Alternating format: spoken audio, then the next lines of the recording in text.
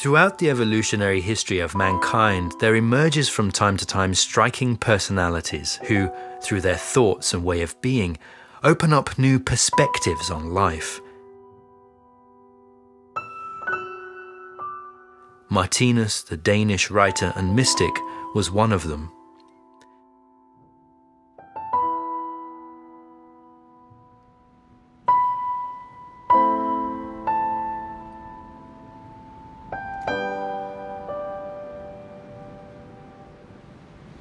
Perhaps you have asked yourself many times, who am I?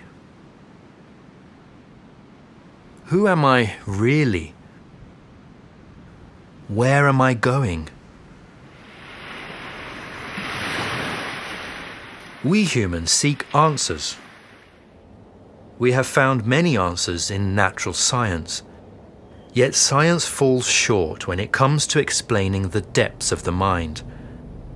Despondency, sorrow, intuition, love and longing. Many, however, are able to find meaning in art and philosophy, in religion and belief. In 1921, when Martinus was 30, he had a series of profound illuminative spiritual experiences. He himself was surprised when, from one moment to the next, he was able to understand the meaning of life. Every time he asked an existential question, he himself could answer it through his intuition. He experienced that the universe was pervaded by infinite love and wisdom. From then on until his death 60 years later, he saw it as his task to express this intuitive knowledge in the form of symbols and logical analyses. He created 100 symbols and wrote more than 6,000 pages that describe a coherent world picture and the eternal spiritual laws.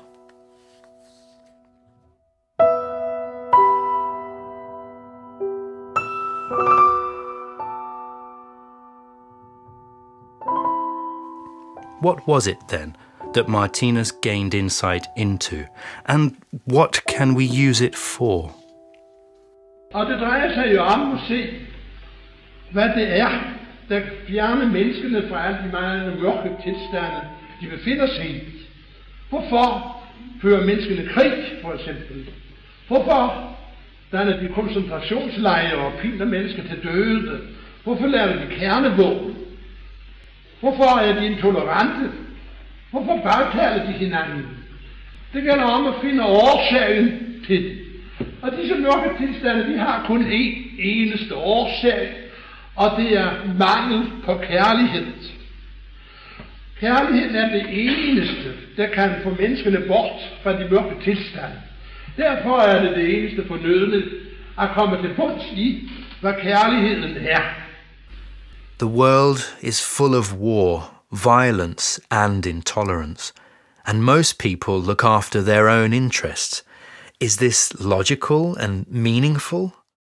Fundamentally, yes, answers Martinus, whose analyses present an optimistic world picture in which the necessity of the darkness and suffering in the world is explained. He describes how we are all cosmic beings on an infinite journey, the purpose of which is quite simply to experience and to create. But in order for us to experience and create, there must be contrasts.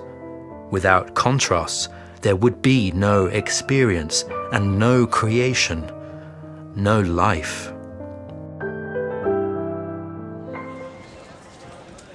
But life is. We are taking part in an eternal cosmic education in which we are all teachers and pupils at the same time.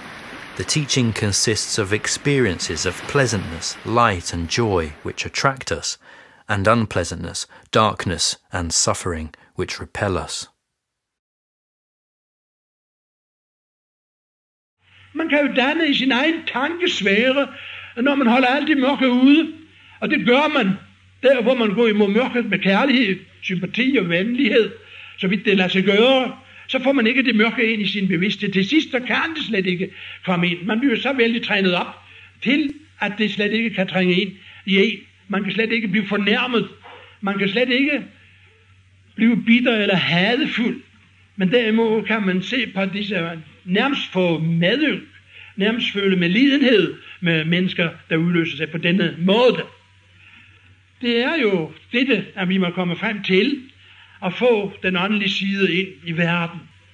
Through our experiences, particularly the painful ones, our ethical and intellectual abilities grow.